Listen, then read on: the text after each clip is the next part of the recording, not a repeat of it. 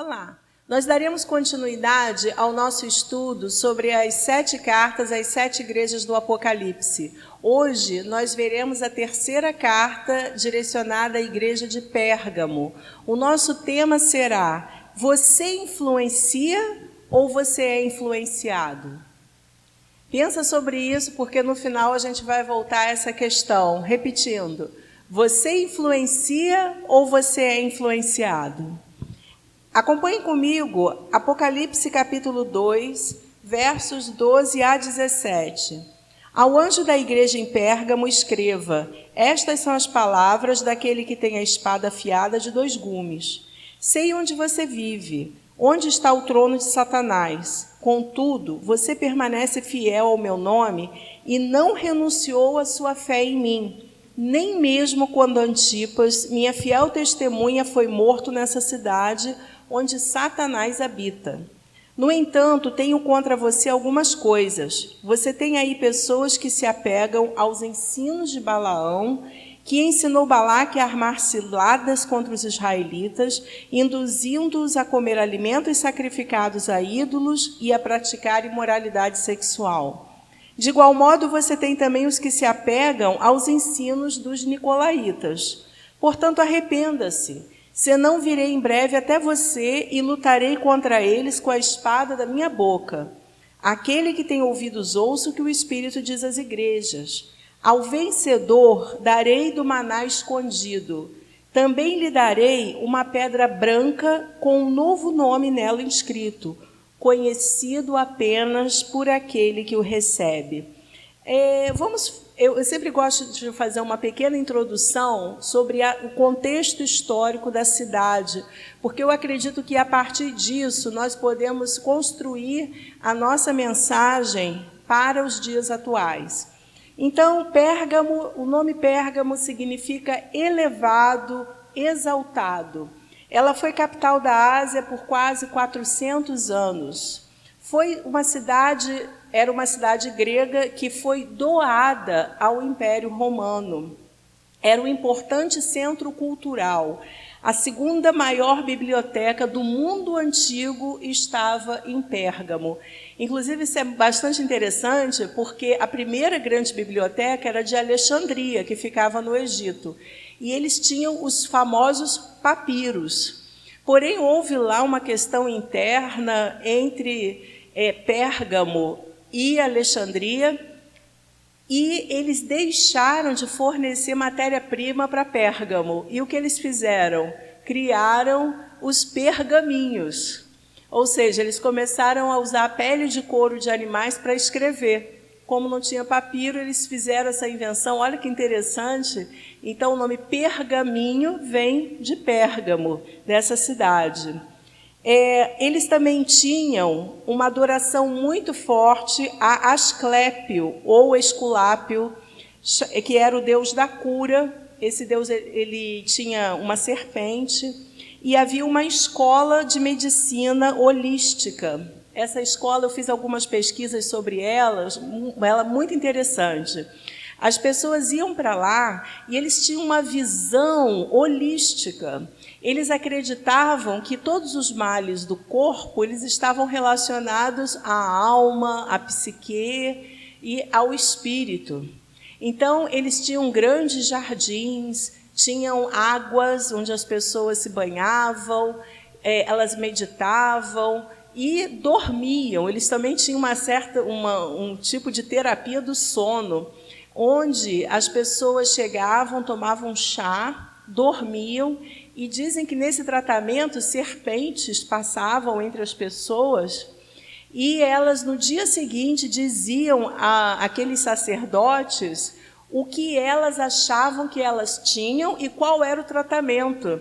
Então, era uma coisa assim muito diferente, que já poderia até dar assim um fundo para o pensamento a respeito do inconsciente, né? A respeito da profundidade do que é o ser humano. É bem interessante, eles tinham uma visão muito diferente a respeito da medicina. Havia também um panteão eclético com vários deuses, E lá havia 2 templos muito fortes. O primeiro deles conhecido como também uma das 7 maravilhas do mundo antigo, que era o templo de Zeus, que era o deus supremo da mitologia grega. Eles tinham um grande templo no alto a Zeus. Inclusive, esse templo, depois, resquícios dele foram levados para Berlim, onde tem o Museu de Pérgamo, e também o templo ao imperador. Isso é bastante interessante. Antes de Cristo, acredito que por volta de 29 antes de Cristo, eles criaram um templo ao imperador Augusto, que estava vivo.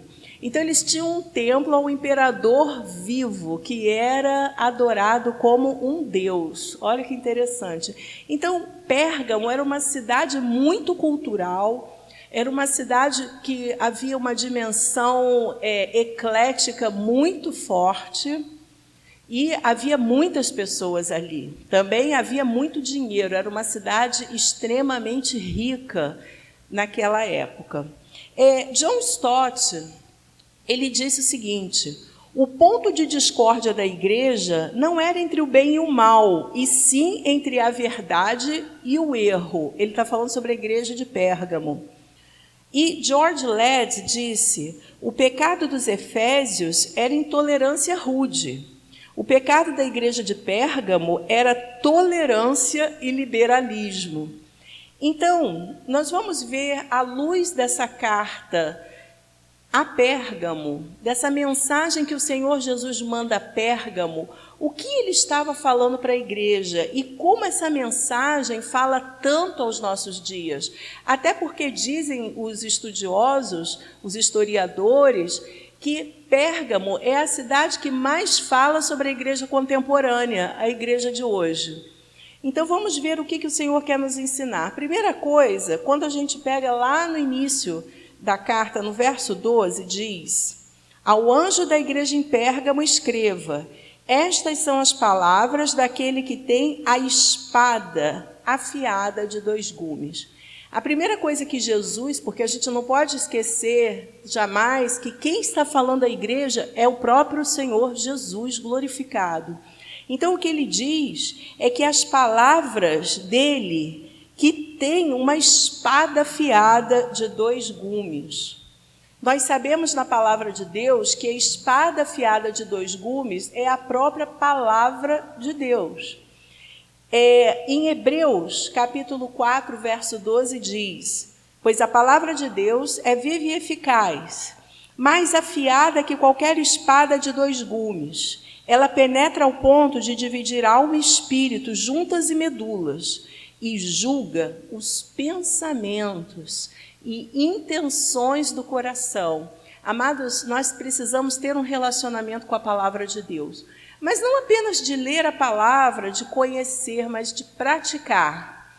Porque o Evangelho, ele é a própria vida de Jesus. Nós precisamos aprender a ser imitadores de Jesus. Afinal de contas, o nosso maior propósito nessa vida é seguir Jesus e fazer com que as pessoas se tornem também cópia de Jesus, né? Seguidores de Jesus, assim como nós somos. Jesus é a referência do Evangelho, Jesus é a referência de toda a Bíblia. E ele mesmo está falando que ele tem uma espada afiada de 2 gumes. Essa espada de 2 gumes, o apóstolo Paulo, quando ele usou essa referência em Efésios, que ele fala da armadura de Deus, ele fala que nós precisamos pegar, né, a espada do Espírito, que é a palavra de Deus, está lá em Efésios 6,17, nós precisamos tomar posse dessa espada, que é a palavra de Deus, como espada de 2 gumes. Por quê? Porque o soldado romano, ele tinha essa espada.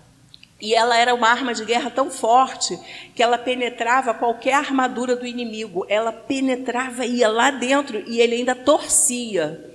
Raramente alguém sobrevivia a esse corte, a essa profundidade, a esse golpe. E Deus, ele compara a palavra dele como uma espada de 2 gumes que divide, olha o que a gente leu, alma e espírito, juntas e medulas. O que quer dizer isso? fala sobre algo que nós precisamos ter, que é muito importante: discernimento. Nós precisamos compreender aquilo que é alma, aquilo que é espírito. Nós precisamos entender isso, para não sermos enganados. E era justamente isso que estava acontecendo com a igreja de Pérgamo. E nós vamos aprofundar. Então o Senhor começa a mensagem dele para a igreja falando: olha, eu tenho uma espada afiada de 2 gumes, e eu estou falando com você, igreja de Pérgamo. Eu que tenho a espada afiada de 2 gumes para penetrar profundamente nessa igreja e nesses corações. No segundo ponto que nós vamos ver é discernindo espiritualmente o sistema em que vivemos. Afinal de contas, para que eu preciso da palavra de Deus? Para que ela seja uma bússola para a minha vida. Como diz a palavra, né, lâmpada para os meus pés é a tua palavra, luz para os meus caminhos. Salmo 119, 105. Então a palavra de Deus, ela é lâmpada, ela é luz para os nossos caminhos. Também diz: escondi a tua palavra no meu coração para não pecar contra ti. Então ele reforça a questão da palavra. Por quê? No verso 13, sei onde você vive. Olha bem, o Senhor fala: eu sei onde você vive. Eu conheço essa cidade, eu conheço as fundações dessa cidade, eu sei tudo o que acontece nesse território. Onde está o trono de Satanás? Talvez isso se referisse ao templo de Zeus. Pensa bem, uma cidade que tinha o templo de Zeus e tinha o templo culto ao imperador. Não era pouca coisa. Mas não fala apenas de um trono nesses lugares altos, fala do trono de Satanás no sistema daquela cidade, na sociedade, na forma de pensar, na forma de agir, na forma de sentir. Então, Satanás estava tão entranhado nessa cultura, nesse sistema de valores, que eles precisariam, os irmãos de Pérgamo, ter muito discernimento na palavra de Deus, daquilo que vinha de Deus e daquilo que não vinha de Deus. Isso é tão interessante que Deus ele reconhece: olha, eu sei que onde vocês estão é um lugar muito oprimido. Eu sei que é um lugar de muita opressão. Então o Senhor conhece, né? E isso é interessante. Nós moramos no Rio de Janeiro e às vezes quando nós recebemos irmãos de outros lugares, principalmente que nunca vieram ao Rio de Janeiro, ficam assim espantados com o nível, né, de disposição que as pessoas vivem, né, esse jeito carioca de ser. E muitas vezes as pessoas falam: gente, como é que vocês conseguem ser santos aqui no Rio de Janeiro? Alguns dizem que Rio de Janeiro é como se fosse a Corinto, da época de Paulo. É uma metrópole, né? É um lugar. Rio de Janeiro é conhecido como capital cultural do Brasil. Há uma diversidade imensa aqui. E nós também precisamos discernir, não só no Rio de Janeiro, mas em Nova York, em Londres, em Paris, em São Paulo, principalmente nesses grandes centros urbanos, onde há uma série de tantas questões envolvidas na sociedade, na questão cultural, na questão social, política. Nós precisamos de sabedoria de Deus para lidar. Nós não podemos nos esquivar de morar nesses lugares, porque o Senhor também conhece e, na verdade, Ele nos plantou nesse lugar. Amém? Se você está onde está, é porque Deus te plantou aí para que você influencie as pessoas desse lugar e dessa região. Então o Senhor diz: eu sei onde você vive, é onde está o trono de Satanás, contudo, você permanece fiel ao meu nome. Parabéns, Pérgamo. E não renunciou à sua fé em mim, nem mesmo quando Antipas, a minha fiel testemunha, foi morto, nessa cidade onde Satanás habita. E ele reforça isso, o trono de Satanás e onde Satanás habita. Antipas, é bem interessante a gente pegar essa história do Antipas. Eu vou falar rapidamente. Antipas, ele era o líder da igreja de Pérgamo, ele era o bispo, que também foi discípulo de João, do apóstolo João. E, certa vez, diz nos relatos históricos que os sacerdotes chegaram até ele, principalmente do templo de Asclépio, e falaram com ele: olha, nós estamos tendo sonhos em que as entidades estão nos falando que, por causa das suas orações, as coisas estão deixando de acontecer nos nossos templos e na nossa cidade. Levaram ele até o templo de Zeus e mandaram que ele fizesse um sacrifício a Zeus e ao imperador. E ele disse que ele não faria. Então, colocaram ele, é uma morte terrível, dentro daquele touro de bronze. Eles tinham um touro de bronze. Eles colocaram ele ali dentro e botaram fogo. E nesse touro de bronze, ele era tão terrível que essa tortura, que havia uma abertura na boca do touro, que enquanto a pessoa era cozinhada viva, ela gritava, gemia, saía o som, e eles achavam que aquilo era um sacrifício de honra a Zeus. Olha que coisa terrível. Mas o que o Senhor fala? Que apesar disso, que deve ter sido chocante, você imagina o povo lá olhando para o alto, né, porque os templos ficavam no alto, o povo ficava bem lá embaixo, ouvindo os gemidos, ouvindo aquele fogo e sabendo que era o pastor deles que estava ali sendo cozido vivo.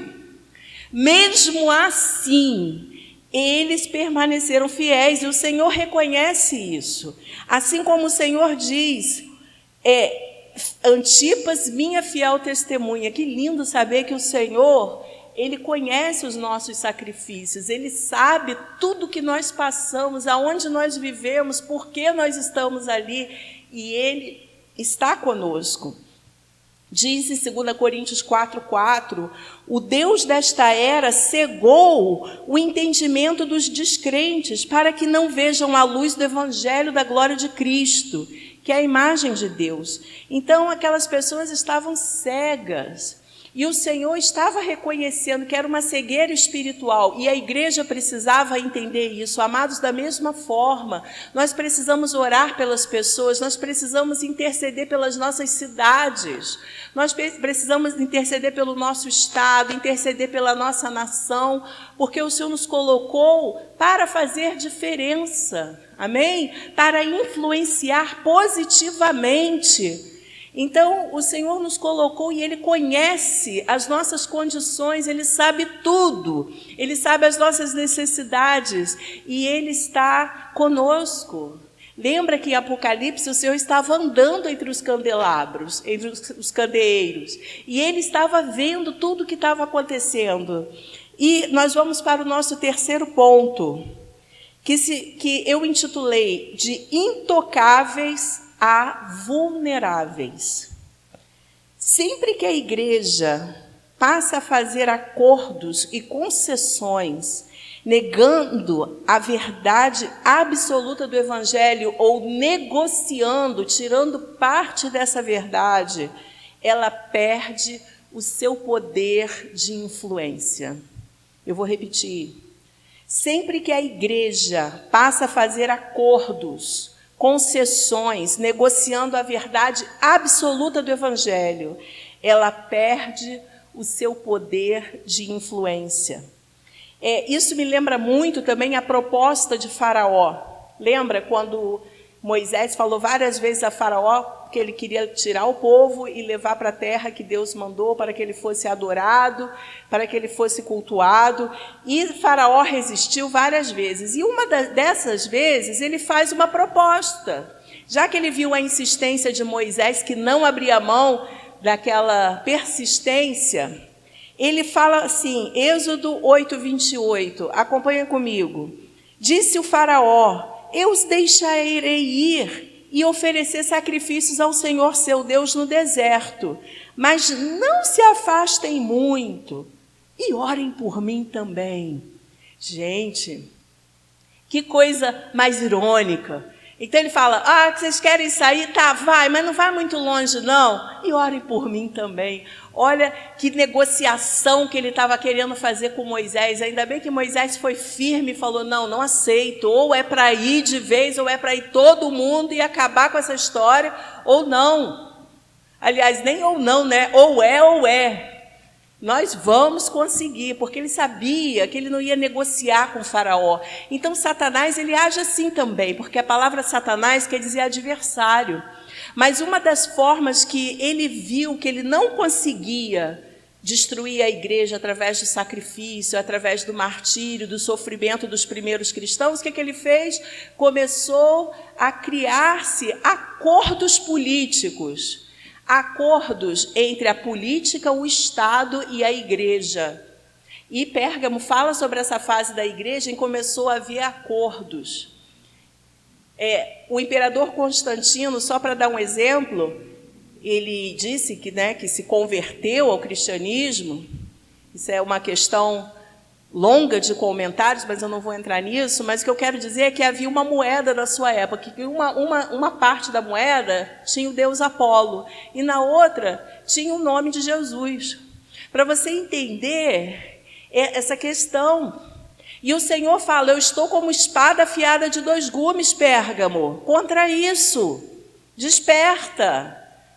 Desperta, tenha discernimento espiritual. E aí o Senhor fala no versículo 14 e 15. No entanto, tenho contra você algumas coisas. Você tem aí pessoas que se apegam aos ensinos de Balaão, que ensinou Balaque a armar ciladas contra os israelitas, induzindo-os a comer alimentos sacrificados a ídolos e a praticar imoralidade sexual. De igual modo, você também tem os que se apegam aos ensinos dos nicolaítas. Então, aqui o Senhor fala sobre 2 categorias de ensino, de ensinos errôneos, de ensinos perigosos que estavam levando o povo a quebrar a aliança com ele. O primeiro, ensino de Balaão.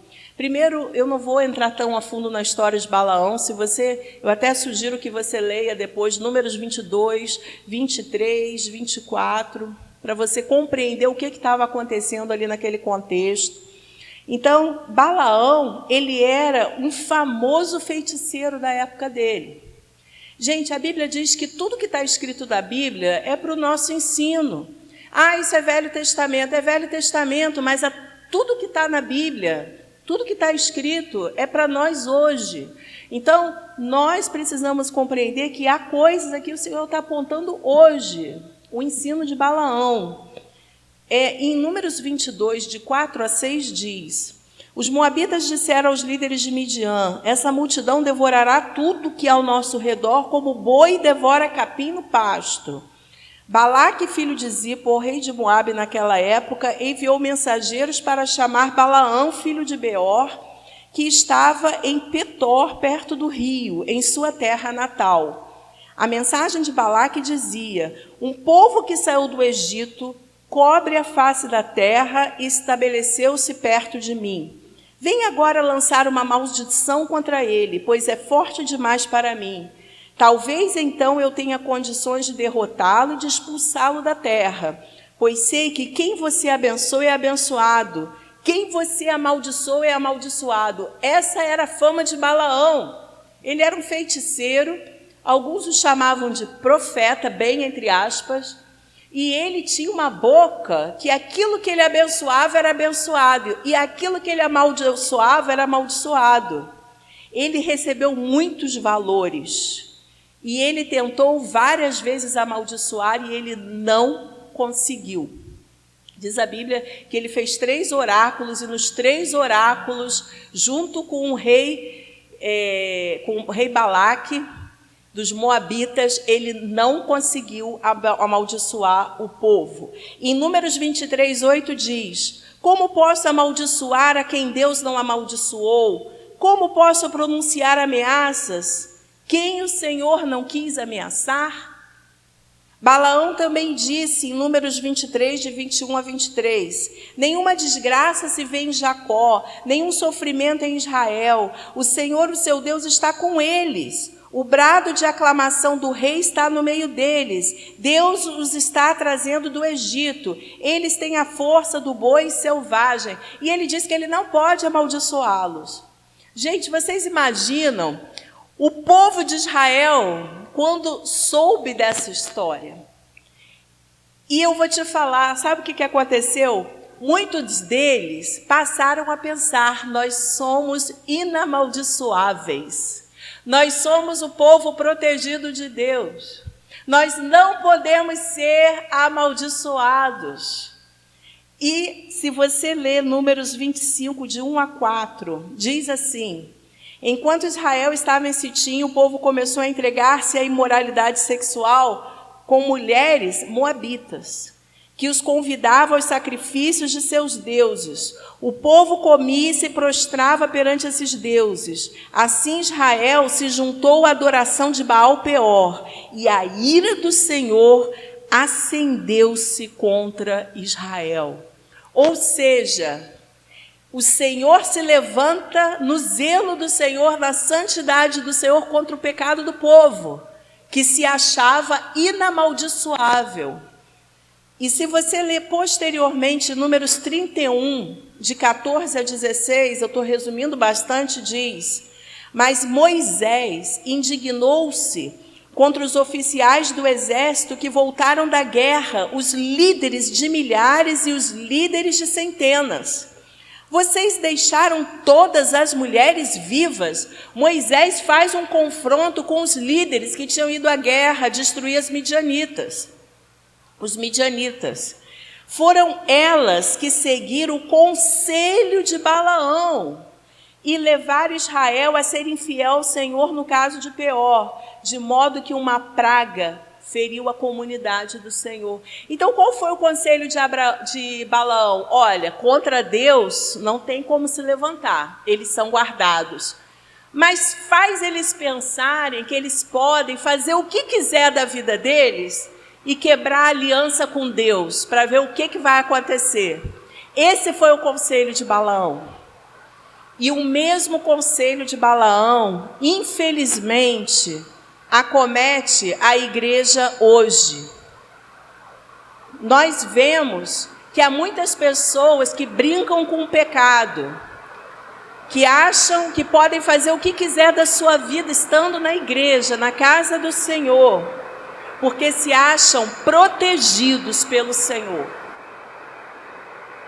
Em 1 João 5,18 diz: sabemos que todo aquele que é nascido de Deus não está no pecado. Aquele que nasceu de Deus o protege, e o maligno não o atinge. Mas nós estamos falando da proteção do Senhor ao nosso redor. Porém, se nós quebrarmos a aliança com Deus de dentro para fora, nós poderemos perder essa proteção. Porque aquele que brinca com o pecado, ele tem as suas consequências. O pastor Luciano Subirá, ele tem uma frase: de dentro para fora, os únicos que têm o poder de quebrar essa proteção somos nós mesmos. A Bíblia diz em Efésios 4, 27, e não deem lugar ao diabo. Amados, se a Bíblia fala que nós não devemos dar lugar ao diabo, é sinal de que isso pode acontecer. Eclesiastes 10:8 diz: quem cava um poço cairá nele, quem derruba um muro será picado por uma cobra. Cobra aqui representando os demônios. Se eu quebro a minha aliança com o Senhor, eu estou correndo o risco de ser picado por uma cobra. Eu estou correndo o risco de ter todas as consequências do pecado que eu estou praticando. Não há neutralidade, não há gambiarras na vida cristã. Ou nós somos de Deus, ou nós não somos de Deus. Não existe uma zona neutra. Ou eu sou do Senhor, ou eu não sou.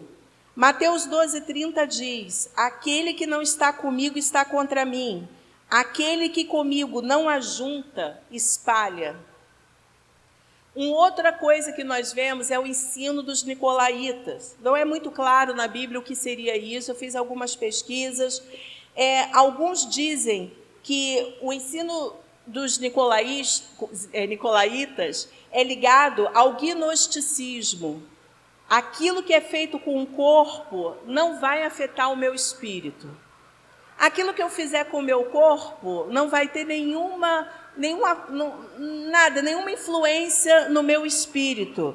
E mais, quanto mais eu peco, mais eu tenho a graça de Deus. Gente, isso é uma heresia terrível. Muita gente hoje tem relativizado o Evangelho em nome de uma graça barata, de uma graça que não é verdadeira. A graça de Deus, ela não nos dá autoridade para chutar o balde, para abraçar o pecado. A graça de Deus, ela nos consola, ela nos conforta e ela nos dá força para vencer o pecado. Então, o que o Senhor está falando para a igreja de Pérgamo? Eu venho como espada afiada sobre vocês, dentro de vocês, no coração de vocês, para que vocês abram os olhos para compreender o engano que Satanás tem feito na sua mente, que Satanás tem feito em toda essa região que vocês estão morando. Vocês não podem ser como eles, vocês são o meu povo. A Bíblia diz que nós fomos tirados do reino das trevas e transportados para o reino da luz. E por último, o que eu quero falar para você é que Jesus é indesistível. Jesus, ele nunca desiste. E ele diz no versos 16 e 17, portanto, arrependam-se, senão virei em breve até você, lutarei contra eles com a espada da minha boca. Aquele que tem ouvidos, ouça o que o Espírito diz às igrejas. Ao vencedor darei do maná escondido. Você já se viu sendo perseguido pela palavra de Deus? Você vai em um lugar, você ouve uma mensagem. Você está no ônibus, de repente, não agora, né, com a pandemia, mas vamos supor que você esteja no ônibus, você ouve a mesma mensagem. Você vai no culto domingo e você ouve algo parecido. É porque o Senhor, ele está querendo falar com você e comigo algo específico. E a gente tem a sensação de que a palavra de Deus está nos perseguindo. Há um outro tipo de perseguição, que é aquela questão da luta interior que a pessoa tem resistindo quando ela sabe que ela precisa se arrepender. Então, o Senhor diz que Ele promete a nós, ao vencedor darei do maná escondido, eu não vou desistir de você, o Senhor diz. Maná fala do alimento do deserto, que não podia ser estocado. Ele fala da comunhão com o Senhor, ele fala da intimidade com Deus. Ele também diz que ao vencedor, ele daria uma pedra branca com um novo nome escrito. Essa pedra branca, ela pode ter 3 sentidos. Eu fiz uma pesquisa, eu gostei muito. Primeiro, a identidade. Quando uma pessoa tinha um filho em Roma, o pai, ele pegava uma pedrinha branca e ele escrevia o nome do filho de um lado da pedra e escrevia o sobrenome do outro lado da pedra. Aquilo era como um registro. Esse é meu filho. Outra coisa também é em relação à salvação. Quando havia um julgamento, eles tinham uma pedra branca e uma pedra escura na mão. E quando a pessoa recebia uma pedra branca, ela estava sendo salva, ela estava sendo absolvida naquele julgamento. Também uma outra questão era o convidado. Quando uma pessoa de muita intimidade numa família, numa casa, o anfitrião, ele tinha uma pedra que ele rachava, uma pedrinha. Uma parte era daquela pessoa e outra parte era dele, falando que eles tinham uma aliança e que aquela pessoa seria sempre bem-vinda àquela casa. Então, a questão da pedra branca também aponta para a intimidade, também aponta para aquilo que recebemos do Senhor. Não importa o que nós fomos nessa vida, se nós nos arrependemos, se nós mudamos de vida, nós receberemos realmente a identidade como filhos de Deus e um novo nome. Amém? Então, eu não sei qual é o nome que eu vou ser chamada nos céus, mas eu sei que eu vou receber um novo nome. E eu tenho convicção de que o Senhor está me esperando para essa intimidade profunda, não só no céu, mas todos os dias da minha vida. Quero concluir dizendo, todos nós influenciamos e somos influenciados. Eu perguntei no início, Você é uma pessoa que influencia ou é influenciada? Na verdade, nós somos influenciados e influenciamos, mas nós precisamos da palavra de Deus em nós, viva dentro de nós, para nos dar discernimento daquilo que vem de Deus e daquilo que não vem dele. Eu concluo com uma frase do pastor Luciano Subirá, que diz: a guerra espiritual é uma batalha de influências. Nós estamos vivendo uma batalha de influências e nós precisamos nos posicionar como filhos de Deus para fazer a diferença. Em Tiago 4 diz: portanto, submetam-se a Deus, resistam ao diabo e ele fugirá de vocês. Aproximem-se de Deus e ele se aproximará de vocês. Pecadores, limpem as mãos, e vocês que têm a mente dividida, purifiquem o coração. Que essa mensagem seja uma mensagem que nos faça refletir. Qual tem sido a minha posição como cristão? Qual tipo de influência que eu tenho exercido e o que eu tenho recebido do Senhor e desse mundo em que eu vivo?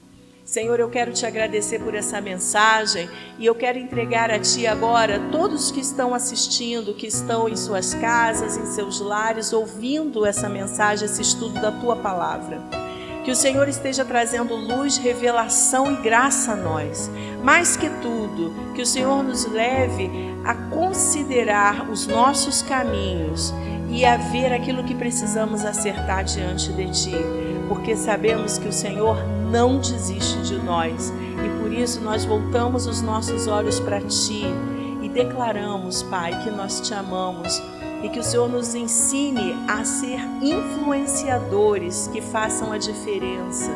Não apenas influenciadores de ideias, de filosofias, mas da Tua pessoa e do Teu Evangelho. Em nome de Jesus. Amém. Amém? Eu gostaria que você desse um feedback aqui embaixo dessa mensagem. Também nós temos aqui o link de contato para que você fale conosco e nós ficaremos muito felizes em poder responder. Que o Senhor te abençoe abundantemente.